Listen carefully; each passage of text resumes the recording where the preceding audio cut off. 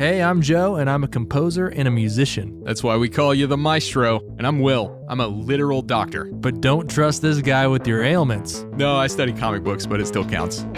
We're a couple of creative kids who host a podcast called Common Creatives. We dig deep into filmmakers, musicians, books, and characters, really all types of artistic works and the people who make them. We break apart the art we love to see what makes it tick. Basically, we give you the definitive take on whatever or whoever we're discussing. All opinions are definitive and final. So check out Common Creatives wherever you listen to podcasts.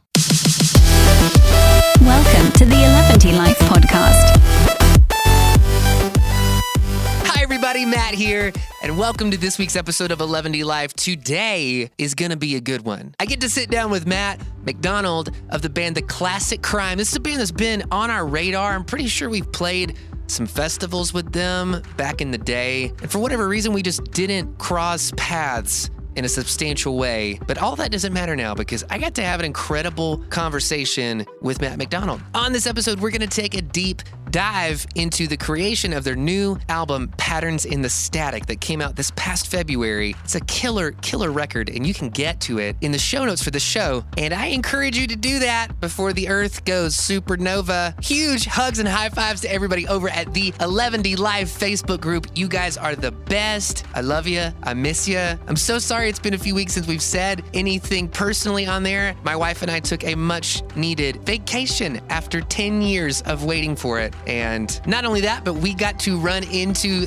the absolutely lovely Emily Pye of 11 Life Facebook group fame. The world is a lot smaller than we thought it was. We had an amazing time with her, and we were privileged enough to be able to meet her family and do lunch at a wonderful, beautiful, beautiful park in Soldotna, Alaska. And I'm pretty sure we'll be back too, because it was amazing. I am sending copious amounts of unicorn glitter and love to everybody who is hitting that follow button for our artist profile on Spotify. Thank you so much to everybody who's following our band, who's listening to our music, who's adding our songs to your playlist, especially songs from our album Basic Glitches. If you are one of those people who are doing that, man, thank you. For those of you who don't know, 11 Life is just one of several shows on the Rock Candy Podcast Network. We have some amazing shows that you can check out at rockcandyrecordings.com.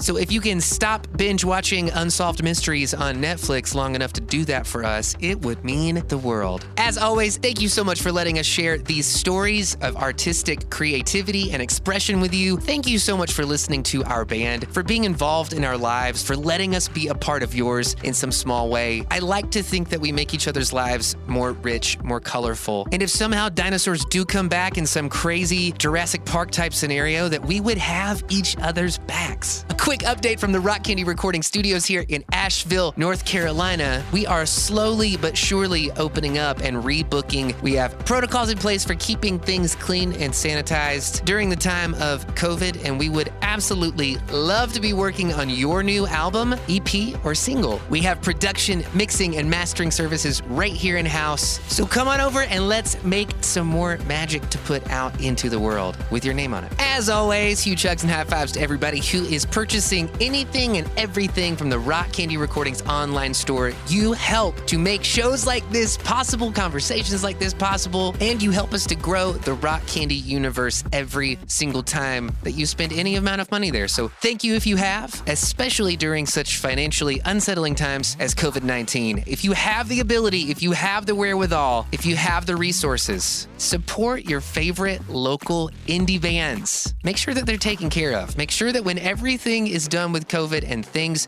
start getting back to normal, that there are still bands that are going to be able to fill that place in your heart that only live local music can do. I'm glad you guys are here. Here's my conversation with Matt MacDonald of The Classic Crime.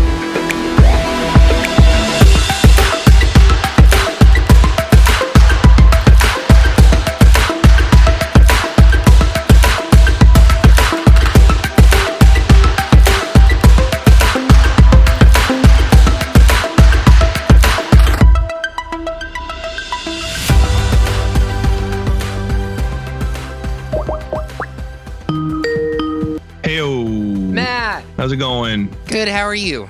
Doing well, thank you. How are you? Awesome. I'm doing fantastic. It's a great day for me. I am admittedly, I'll go ahead and tell you I'm over fucking caffeinated right now. I've been like drinking coffee all morning, and I forgot that I was like pulling from the espresso jar and not just the regular coffee jar. So I'm definitely under. Okay. I was still laying in bed at like 9:30, and I was like, I think I had something to do today, but I can't remember. So I didn't drink any coffee, but dude, I'll be fine. I'm exactly that way. There's some people who like will get really apologetic for missing stuff with the podcast. And the first thing that I tell them is always like, look, in this week alone, I've missed 3 things that I've set reminders for myself. I've got like bells and whistles going off constantly around the house to remind me to do shit. And I don't know what it is. That's just not my strong suit. So please accept this bouquet. No, it's totally fine. I normally I go to my office. I have a studio that I rent and I walk to every day. It's just a one room. It's no windows in it or anything. But while I'm there, I have a schedule. I work well. But ever since lockdown in the state, I've been at home, and it's not been. My schedule's way off. I sleep in. I don't know what I'm doing. Yeah. So yeah, that's been a little bit weird for me. Like I do really well when somebody's like enforcing structure on my life, but the second that I realize somebody has that kind of authority in my life, I push back against it. Sure. Yeah. But I'm so much happier with a schedule, with a set of like things to do and accomplish. So feel like you're getting stuff done. Yeah, sure. Exactly. It's a good feeling, man. Oh, geez. What am I doing? I'm screwing with the settings. Okay, never mind. Are you good? Are you good with all your mic stuff and everything? Yeah. Can you hear me all right? Yeah, Hold on. Do you need me to record on my end? If you want to record, you can. Okay, I will. Okay. I'm just doing an audio recording of my voice here. There we go. Okay, killer. So are you a super nerd question just right out of the gate? Okay. Are you Cubase or Pro Tools or Fruity Loops? I use Pro Tools, but I've been using Pro Tools. I went to audio production school in 2002 before I dropped out to be in a band. And congratulations. Yeah. So I learned the basic of Pro Tools, and I just never learned anything else after that. But I'm using QuickTime audio recording. It's a lot easier. You just pop it up and do new audio recording, and you can set it to your mic. So that's better than brilliant. running a session. Yeah. Well, that's awesome. I don't want to put a lot of weight on our relationship, but I feel like I have heard you on several different podcasts, and even just like the first thing we're talking about is Pro Tools via 2002, which is like literally exactly the time. I feel like in some ways we've been living these weird like parallel lives on different coasts. And Where are you at? You're in Asheville. Carolinas? Okay. All right. Yeah. Sweet. Yeah. So Asheville, North Carolina, I can't think of anywhere else on the planet that I like always want to be. I always want to like wake up here in the mountains. That's a beautiful feeling. Yeah. Yeah, it's awesome. Are you up in BC or you somewhere else? I'm in North Seattle. North Seattle. Okay. North of Seattle in a town called Everett, about a 10-minute walk from the water. So. Ooh, nice. I also wouldn't want to live anywhere else. I've been a lot of places, and I like a seagull in the air. That's awesome. Right on, dude. So you're renting a studio space. Yeah, I just have like a separate, because we bought a house and it didn't have any third space, and so I was thinking of building one, but that's like tens of thousands of dollars. And I thought, you know what, I'll just look around, and there was this art community of people who like had live work art lofts, and it was like this really old building that they were trying to fix up, and so I got a cheap room. So that's where I did our whole last record, as far as writing it and stuff. So that's kind of my office now until I can figure out a better situation. Yeah. That's awesome. So your last record, the Patterns in the Static record, so how much production ended up happening in that rented studio space? Well, on some songs, I did all the background vocals there. I had about a month in the studio at a studio called London Bridge in Seattle. And it's like this famous old studio, Pearl Jam and, Soundgarden and Nirvana did some stuff there. So it's like I was looking to stay local because normally I travel and do a record, far away from home. And I just didn't want to spend a month away from my family. So I was looking local, and I talked to a few studios, and they were interested. And so we spent about a month there, but we didn't get the whole thing done. So I ended up doing a bunch of the background vocals at my place. We did a few samples sessions of just getting good samples for like the auxiliary stuff at my friend Dan Koch's house. He was a songwriter in Sherwood. I don't know if you remember that band. They were on MySpace Records. I'm really dating myself here. Yeah. They were actual friends with Tom from MySpace. Oh my God. But he's a commercial composer. He does a bunch of stuff for TV. And so he has these massive sample libraries. So I did some stuff at his place too. But yeah, a lot of just the finishing touches. So that entails a lot though. So like if you're saying that you were going over there to do sample, are you like essentially creating like acoustically a sample pack to draw from for the rest of the record? Or was this just like you were getting actual live kit sounds for drums? Or no. Okay. No, I was getting the best samples I could find for a few songs that were just a little bit more on the pop end. And I felt like I didn't want that raw drum sound, or maybe I wanted some cool arpeggio synth sound or something. And, you could use the basic tools that you have in Pro Tools that comes free, or buy something, or go to your friend's house who has everything already and get the good stuff. So that's what I did. Wow. I love that. Yeah. So so I do remember Sherwood. I'm trying to remember if we ever played a show with you guys, because I feel like there were all of these different festivals where I would see you guys' name pop up everywhere that we were. And I would have people come up to me and say, oh my God, you should totally check out the Classic Crime. And like when you're in a band and you're on the road and everybody's like broke as shit and nobody has any money, you're just like, you're constantly up your own ass with like, well, I can't think about anything else right now. I just need to get this set done and we got to make some money at the merch table afterwards. But I wish that I if I could go back and do life over again, Matt, I would have included you in it.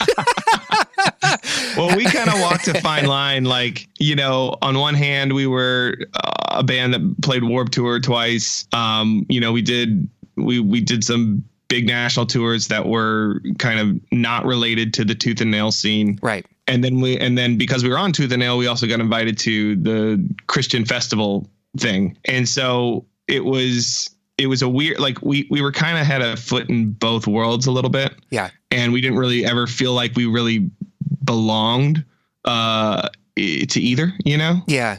We're outsiders at Warped Tour and outsiders at the worship festies. Yeah, for sure.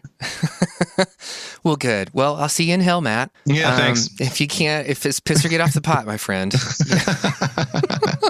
Yeah. We were classic lukewarm band. Yeah, we talk about that stuff on the podcast all the time. I do feel like there is this weird, and I'm projecting on you, so please let me know if you don't fall into this category. But I do feel like there's this whole sort of sub community of creators that we're all a part of this weird sort of pseudo spiritual Protestant American agenda-ish rolled in with the Christian rock scene. Sure. That I still to this day am trying to figure out. Yeah, beautiful way to describe it, actually. that summed it all up. Yeah. No, I've railed against it for years, and I still get messed. It's funny because like as much as I say no, not a part of that genre, not a part of that, not a Christian band, not even a Christian by your definition. Yes. Stop, please stop. Right. There's still all these different Christian startup companies hitting me up to give me 20% off their new Christian merch line, or have me on their Christian top 10 list, or get me on their this and that. And I don't know what to do other than be very rude about it. And at one point I was just like, can you stop? Somehow we were classified. The Classic Crime was classified as Christian and gospel on iTunes because we released a record on Tooth and Nail. And just because of that one distinction, my band that's been completely independent with me and my wife, Vocal Few, is also classified under that too. Yeah. And I raged one time on Instagram, and I was like, how many times do I have to say the word fuck to get you people to leave me alone? Because they have too much grace for you, Matt. Right. It's a wide table apparently, and I'm invited. But it's just like because I get it. They don't understand. They want to claim you, and they don't understand why you would be mad about that. It's like you're part of our team. Isn't that cool? And I'm like, no. This whole thing is set up like a business, and it's to make money. With this air of morality. And if you're like me and you've seen behind the scenes and you know that the actors and the people that are putting this thing together, you realize it's completely immoral. Yeah. And only the most deluded think they're doing a wonderful, beautiful thing. Most of them are just making money. Only the most deluded are headlining these festivals. Yeah, exactly. You keep going too. Yeah. And the only reason, listen, I tell the people this too. It's like why'd you play the Christian festivals? Because they paid us money. Yes. Because we were starving and we needed to eat. You're like, I'll do anything for money. Do you understand that? It was Christian rock or porn. So one or the other. Yeah. I took the positive road. Yeah. The road less traveled. Oh man. Yeah, that's awesome. The weird thing is when you are boots on the ground in that sort of a scene, I think that people have a hard time understanding why it's so upsetting for people like you and me, because I'm in exactly the same kind of situation where I feel like some days I wake up and I'm just like shaking the shit off my shoes and it will not come off. Yeah. Like I will always be this guy who was in a Christian rock band who did the whole Christian thing. And there is all of this like content from when I'm a teenager, on YouTube. Right. And I feel like one of the things that's been really cathartic for me is trying to separate myself from like all of the different egoic facets of that. Like, and just owning it and being like, look, maybe I can relate to everybody on this level, that the same thing, like the same realities that I thought I was living at 13 were not real. Right. My parents my parents put a roof over my head. I wasn't providing anything for myself. Sure. In the same way, like spiritually, that happens to people. You are handed a roof over your head. And if you're never given a reason to question the roof, or the roof never fails you, at some point, then it's just kind of like the path of least resistance that you're on. Sure. I mean, if you're raised in a cult, you're not responsible for the beliefs the cult instilled in you. It's like you were a kid. Give yourself some grace. Like that all was handed. I get it. I feel like maybe that's interesting that you would see. I think owning it is a cool concept. Be like, yeah, that was a piece of my history. You'd almost say it's like, here's my testimony of how I went from completely indoctrinated in a very narrow worldview to a lot more open-minded or a lot more curious. And I think that's an interesting way to think about it. I think by the time our band started, we had only half the members were even raised religious at all. And of those half, me included, and I was raised in a pretty fundamentalist, non-denominational cult, for lack of a better term. Yeah.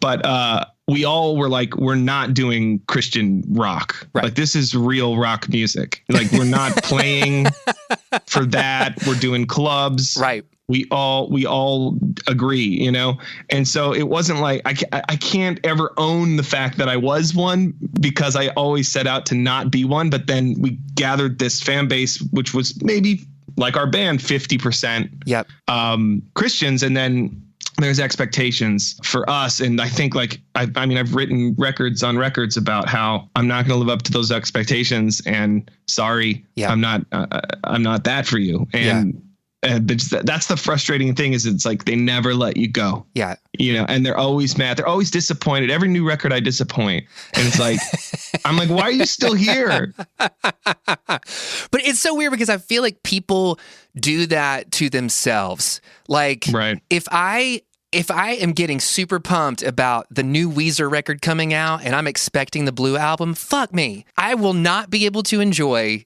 that Weezer record, because I have, I'm wanting something different. I'm wanting an older version of something that is constantly changing. It's a moving target.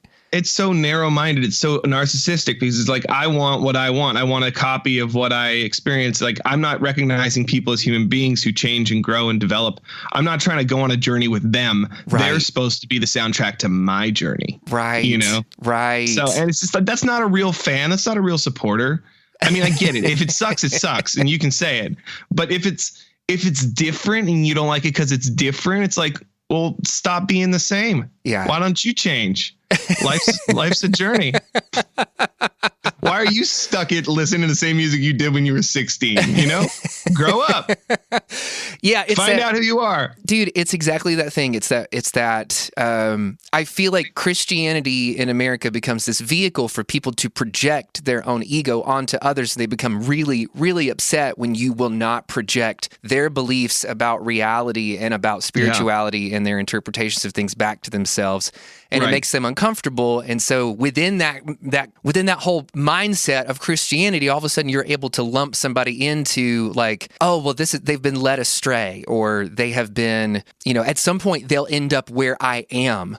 But it's this weird thing where your concept of Christianity was that you started out, and the second that you accept this thing, you have all the fullness of truth. And so living an entire lifetime, it all of a sudden goes out the window, like the experiential part of being a human and embracing this fucking miracle of reality that we wake up to every day. All of a sudden it's diminished because you know everything and you know how it works and you know where it all ends. Well, that's the problem with the doctrines of afterlife and eschatology and being afterlife obsessed, and it's not about this world, it's about the next. I mean, the jihadists agree, and maybe that should give you pause. Maybe that should give you pause. It's like trash the world. Who cares what happens? They're like, we're all going to heaven, and you're missing your one life. Yeah, you're missing it. But yeah, there's a lot of in-group, out-group. It really, I think of it as sort of like a right-wing version of identity politics. I identify as a Christian, and I need everyone to identify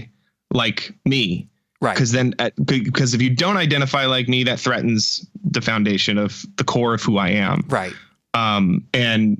So I've, that tribal warfare stuff has always not sit well with me. I've always been like, when everyone's saying one thing, I'm going to scream the opposite. I don't even care if it's wrong. Just give me some diversity of thought, please. Yes. So. Yeah. Oh man, I love that. You're my hero, Matt. Yeah, right. That's all it took was 10 minutes of conversation, and you're like, yeah. So I love all that stuff, and I feel like the longer that we talk about that, the louder I'll become, the more angry and embittered I'll become. Sure, let's not. The more I'll rail against it. But I will say that, like, for now, I feel like going through a lot of that fundamentalist Christianity stuff, having awful experiences with the cult of Protestantism in America, and having these weird sort of traumatic things that happen to me. Now, I feel like it gives me this sort of weird patience, I guess I want to describe, for people that like want me so badly to be a Christian and to subscribe to these things, but like know that I'm probably not going to. And when they don't understand that, or they don't understand what my experiences have been, I feel like now at this point in my life, I don't think about one of us being right or wrong. I think about like both of us just searching. And so what I want to do is like make my search as accessible as I possibly can to other people, because I was that kid. Like I was the kid that completely bought in and probably would have ended up being a cult leader if I hadn't have stopped for a second, and I hadn't have had these experiences where I was like, wait, this doesn't add up. I cannot be asking people to join me on this journey if none of this makes any sense. And I'm asking people to deny the things that make them human, that deny the little miracles that are within them. So that's great. So now I'm like, I feel like I'm in this odd place in between where the last batch of books I got from Amazon are The Universal Christ by Richard Rohr, because I'm like super into his thoughts and ideas about the Christ figure in history, and then Be Loved Now by Ram Dass. Oh, sweet. It's like, I feel like I will always be a spiritual seeker. I always have this unrest in me that like I'm not seeing something that's happening. I'm not seeing something that's going on, and that I want to be tapped into it. I want to be tapped into this crazy flow of energy and creativity that's happening, and it's binding us all together, and it's making us all something together. And I experienced that in the band. I experienced that at shows. You know what I'm talking about? Like being on stage, having a good like fan to band communication where there's no democracy, there's no like less than, greater than. It's just It's we're like all oneness. here. Right. I love it. Yeah. I like that. That's funny. Rohr and Ram Dass. I love Richard Rohr. My wife and I have read all of his books.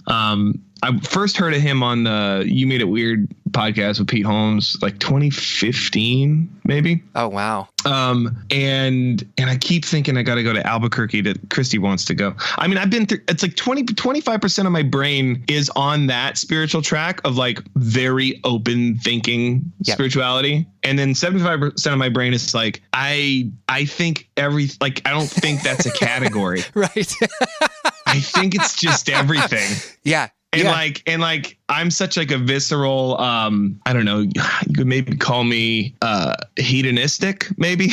It's everything has to be physical. So like taste, touch, smell, all my senses. So when I'm thinking intellectually, I feel like I'm thinking about reality, but I'm not experiencing reality, which is weird because you're taking something like your whole being is like taking something that is by definition like has no form, and you give life to it. Like you're taking imaginations that you create in your mind and you make songs out of them. You make tangible things out of them all the time. Sure.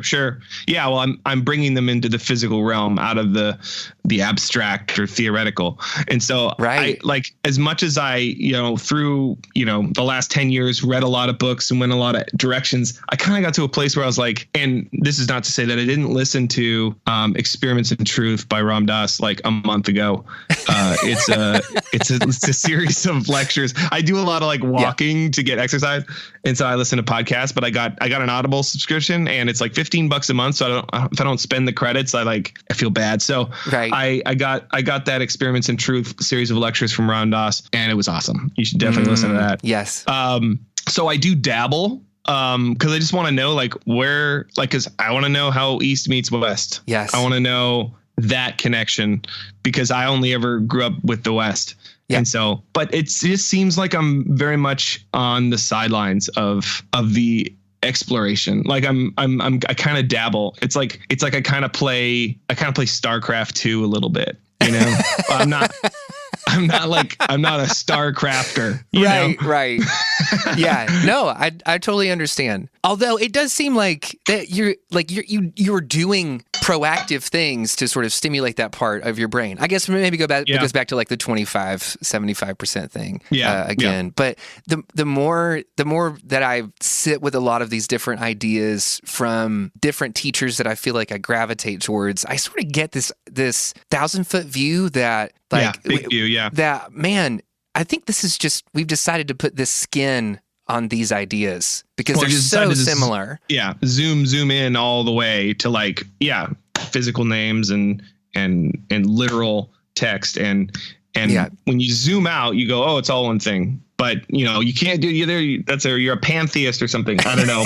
There's bad words for zooming out. It's like no, get it right up to your nose, right? And put the blinders on and don't look left or right. The road is narrow, which is, I think, a misinterpretation of that. But yeah, zooming out is really fun. I mean, I love that about science. I love that you can go, trillions and trillions of light years away and get a picture of everything that is in our universe. I mean, that is a wow moment, that's like, wow, you can't even put words to it. So I think zooming out as a general rule is really good to help resolve all these paradoxes, because you go, oh, wow, it's all one thing. Right. Like it's not either or. Right. It's not a binary. It's all part of the same thing. Oh, my God. And, Matt, I love that. Even just the idea that that Earth, because we have life here, is sort of this time capsule. We know that things change their behavior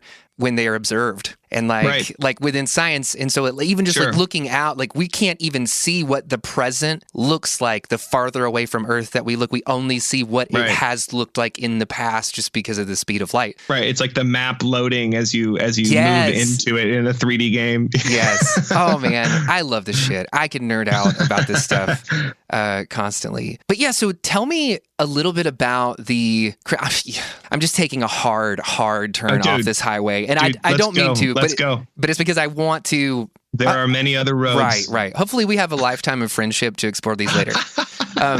So when you're working on this latest record, talk me through the creative process of a song from its infancy to mastering. Like, what does that typically look like for you? And was there something that was different about this record than your other creative processes? Sure. Or was it kind of paint by numbers? It was a little bit different.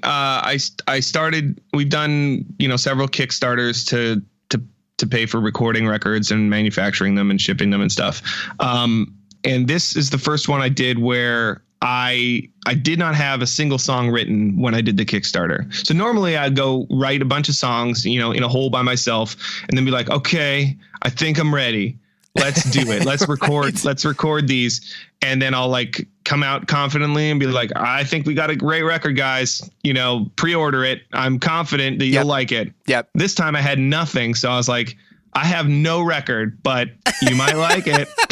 So what made you want to make a record if you didn't have any of that material? Was it just like I needed motivation, honestly. Okay. And I needed about 6 months to do it. Yeah. And if I was busy with all these different marketing contracts, I was helping people run their Kickstarters and releasing different albums and stuff. And so I would just keep doing that and not do my own thing unless I had the funds and motivation to pay my bills while I wrote it. So yeah.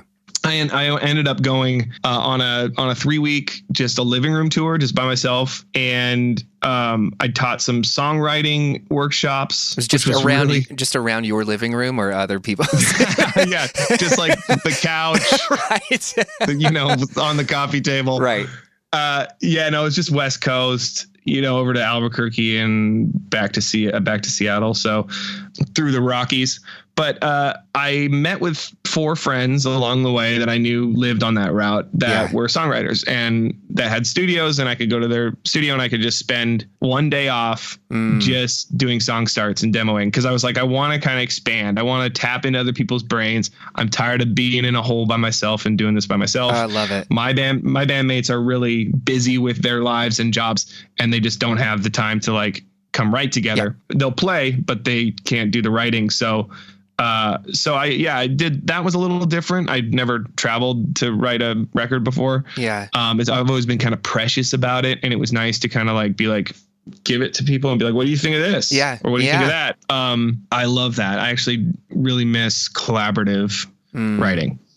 And then, so that was, and so basically I would get a song. I got 3 or 4 song starts out of that. And then the rest was kind of me alone, but that's still better than before. So I would take a song start as just basically I have some chords or I have a drum beat or whatever. And we do either an intro and a verse or a verse and a chorus. Yep. And that's the song. Okay. And then we move on. Yeah. And then I take that back and I put that into Pro Tools and I build out, what would a verse or chorus be like. And so those songs are kind of I would come up. Well, one of them started with lyrics. I don't know. Songs kind of start however they want to start. So sometimes you have for me, I sometimes have a rhythmic rhyme that just pops into my head, or a lyrical line, or I'll roll over in bed and have to type something because it's just keeps talking in my brain. Yeah. Or a drum beat that I'll sing into my voice memo. Or a bass line. I did 2 records ago. I recorded the whole thing just drum and bass first. I was going to say no guitars and see if it works. And that was super fun because it was can you make the rhythm section be so groovy that you don't even need guitars to make the chorus pop? Yeah, it's called disco. Yeah, right? Right. It's all leads. Yeah. Yeah. No, that's the stretching that I like to do. So this was a little bit like that.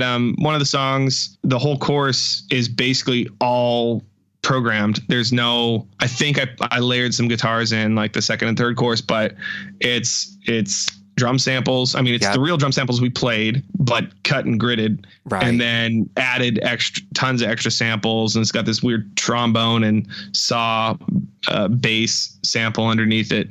So that's stuff that I've never really messed with. And every record I try to do something a little bit different because I get bored. Yep. So there's some of that on this record that's different too.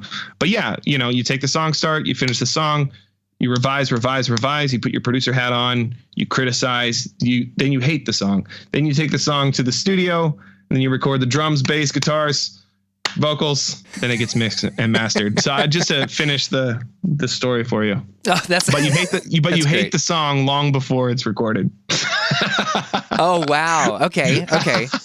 Yeah. No, you love it. You love it once when it's mixed, but then when it's mastered, it's like it's not as good anymore. Really? Oh man.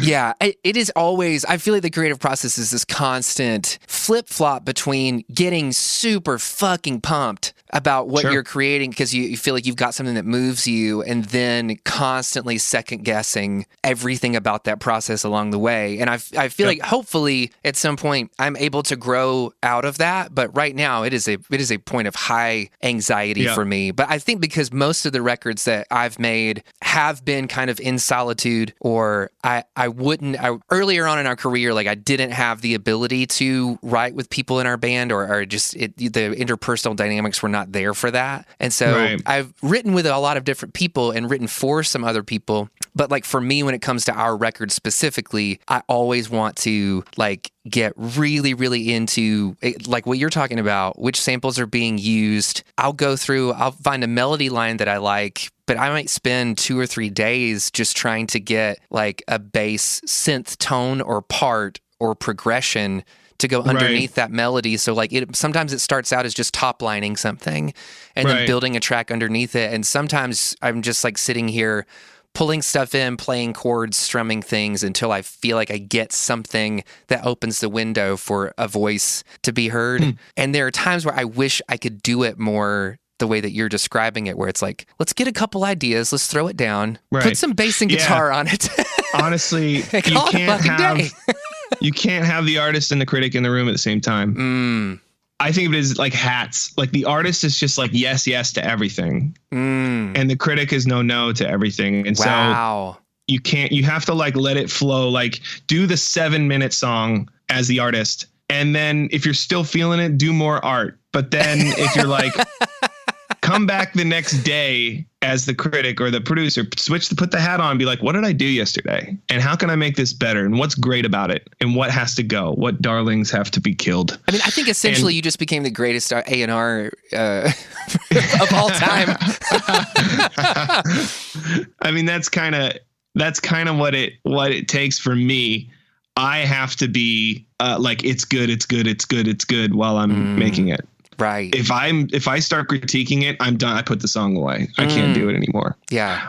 While I'm making it, but once I've obviously rewritten a lot of choruses. I did that on this record. There was a song I had a chorus for. I thought it was okay, but it's like album track. And my friend Dan came over and he said, you know what? I think you could do a better chorus. And I was like, yeah, you're probably right. So that afternoon he left and I wrote a better chorus and sent it to him. He's like 10 times better. And I was like, great. Yeah. Like you need that perspective. Like sometimes I don't even have it. Sometimes I'm like, yeah, I'm not going to rewrite that. That's too much work. Yeah. But then you need someone else to come and like, no, you can do better. And just light a fire under your ass. Yeah. So okay. Is Dan one of those people for you? He has become, over the years. We have a project that we do for licensing, that we just write songs for commercials. Yeah. And so that's fun. It's like a total escape from the self-referential autobiographical songwriting that is just like up my own ass, or I don't know, worried about myself. It's like, no, let's write an Imagine Dragons song. Right. It doesn't mean anything. Yeah. So that's fun. But he's like, we've been friends since Warped Tour 06. So he, like, over the years, he shared me his music. I've, shared mine to him. And it's actually a good relationship because he thinks about music way differently than me. I'm like, like a purist, like, I don't have to do it the right way. I'm going to do it my way, even though I do have I'm very pop minded. Yep. He is like a thoughtful, intellectual pop critic. You know, he's like, what you should do is hit the B minor technically and then resolve with the G. Right. I'm like, I don't care what I should do. I'm an artist, man. I'm expressing myself. So he's great. He's great to have the that reference frame for me. Because sometimes, he'll confirm that I want to do my thing, and then sometimes he'll confirm my doubts about my thing, and I'll be able to adjust. Yeah, I love that. Let's talk about what it takes because I'm not entirely sure if I even know the answer to this question. When I think about the people that I want in the room with me when I'm creating, what are the qualities of a person that make you trust them creatively? Is it that they've done is it that they have this body of work that you feel like you respect? Or is it have more to do with like putting in the time? Like for you and Dan, you guys have known each other for a while. You've had a long time to build a relationship and like kind of compound those things over time. But like, could there also just be people that you would want to go into the studio with now, just based off of the art that they put out? I don't know. I mean, that does factor in, like it does factor in that you've written something that I like. Yeah. That's it, right? Like, wow, I wouldn't have written that, and you wrote that, and that's cool. Like, that's it. That's all it has to be. And then I think it's mostly positivity and openness are like the other things. Like, you can't have someone in the room being negative. So you want like Mr. Rogers in the studio? No. More like I don't know. Who am I thinking? I just keep picturing people who are high, like Cheech and Chong. Yeah, man. Yeah, go with that. I need somebody listening to The Next Dimension to let me know what's happening. Right. You got to be on a different plane. You got to be zeroed in. Yep. Mr. Rogers, he had too much of an agenda. He was trying to fix people. I don't need that. I need someone who's stoked on another plane. Right. But yeah, I mean that I would say yes. Number one, you have to know how to write a song, and you have to do a good job at it, and you have to be impressive to the people that you're writing songs with. Yep. And then you have to be open and positive and like helpful, and that's it. Like. Yep. It's like, well, and just honest. Yeah, I don't know. Try this, Yeah. Or I like B. B's better than A. Like just that feedback. That just keep the flow going. Right. Don't stop the flow. Right. Just feed it back. Yeah. I feel like part of that kind of falls into this like really topical description of just being a good hang and being able to read the room, like having an emotional intelligence with what's happening around you and knowing like how and when to be a part of it. The reason I even bring this up is because in my mind, it's like it's so clear what makes somebody a good creative partner.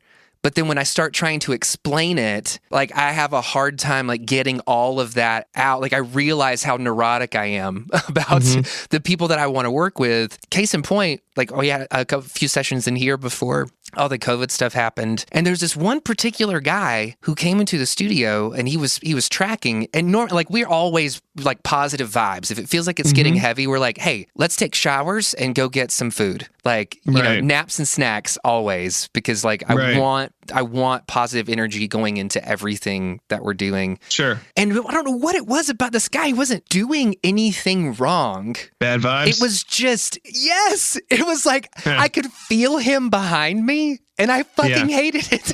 Yeah.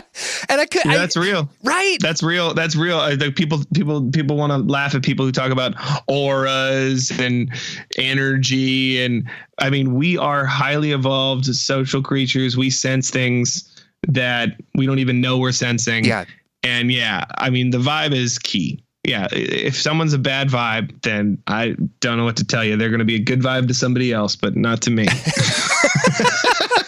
There's no fixing that. Oh my gosh.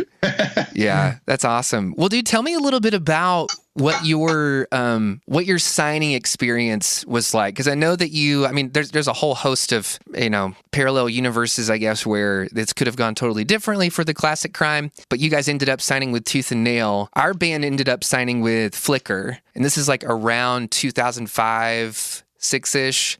I don't know if that was around the same time that you guys were doing that with the Nail. Yeah, we signed in 05. Okay. Yeah. Everybody on our coast or in Tennessee, all the bands that we were kind of in and out of and that we were friends with, all of us were always so jealous of the bands that were on Tooth and Nail, because we thought it was a total grass is greener kind of situation. We're also like in the Bible Belt, so we're feeling the effects of that oppressive Christian malaise. And Tooth and Nail was like the cool subculture of that. Absolutely. Yeah. And it was, they had all of the artists that we had grown up with that were like our gateway drugs into like real rock and roll music. Right, exactly. Like, because all of us loved MXPX. And oh my gosh, like, all those old bands, Slick Shoes, Value Pack, like really influential on us because they took very little talent and made something very accessible. And so we always related to that because we're like, we're not virtuosic at our instruments. None of us are even great at being in a band together. Sure. But like, if these guys can do it, we can. Oh God, I hope that doesn't sound like I'm. No, I hope that doesn't sound like a blast. Like it was something. It was like, empowering. That's the empowering of like indie rock or punk rock. It's like take everything back to like 3 chords and see if you can make something beautiful. It doesn't have to be this like glamour bullshit shredder, like just basic, that's the same thing that with grunge. Like Nirvana there wasn't anything magic about Kurt's guitar playing. Yeah. But it was magic altogether. So yeah, I mean, I think it is, and that you're talking about pop punk or punk rock, which is, it's not hard music to learn. Right. Unless you're the drummer. Unless you're like following in Travis Barker's footsteps, in which case you're more likely to develop carpal tunnel before you get there. Exactly. Yeah. So what was that like for you guys? Well, Tooth and Nail was like an afterthought for us. We were thinking, and it's just because we were young and we had managers who from Hollywood that wanted to get assigned to a major label. So we thought, okay, maybe we're a major label band. And so we did a showcase, and long story short, our bass player, Alan, was doing like one of those bass spins and like spinning his bass around his body on his strap broke, bass broke, played 3 songs without bass, didn't get signed to a major. It was in front of like 30 different A&Rs. This is a $4 piece of equipment that affected the rest of your career. We weren't ready besides that. We blamed it on that. That was kind of like the easy target. Right. But like we had not done touring outside of just the Northwest US. Like we hadn't gone all the way down the coast or played really in towns that didn't care about us. Yeah. Our home shows were great, and here we are in LA, and everyone back then had like sidekicks. And so all the A&Rs are just on their sidekicks. Those flippy, stupid little want to kick the shit out of those phones. Right. But yeah, didn't get signed, came back, and Chad Johnson from Tooth and Nail had started coming out to our shows. I think maybe our management reached out and said, well, maybe these guys aren't ready for the big major labels. Maybe we'll route them through Tooth and Nail, because Tooth and Nail has a parent company, EMI, and they could upstream. They're always thinking this way. And so yeah, they Chad came out a couple times and brought Brandon out, and then thought, yeah, this is great. Yeah. And so it was good. It was good to still have the dream alive. But for us, it was like, oh man, well, just let them know we're not Christian rock, okay? It was stupid. I mean, it was a great label. It was perfect for us. I mean, it was right. Like when we got signed there, it was like the pinnacle. Like the gold records were breaking. All the bands were blowing up. I mean, our second nationwide tour was with Emery and Amberlin, and they were co-headlining, and it was like sold out, House of Blues everywhere. Yep. And both those bands, just like their records had just crossed like the 100,000 copy threshold. When that was a thing. Yeah. And we were like a new band, and we're like, this is amazing. So the label helped us out a lot, and it was kind of the top that we bought, and then it all went kind of down after that, and that's probably this similar story to you or anybody else that's signed in the mid 2000s. Yeah. Right before everything went to, digital and streaming, and kind of rock and roll in general just sort of died. Yeah. Like you had a little Kings of Leon in that time period. And then I don't know. I can't think of it. It's just like, we bought the top and the wrong stock. We should have went EDM or something. I don't know. 11T Life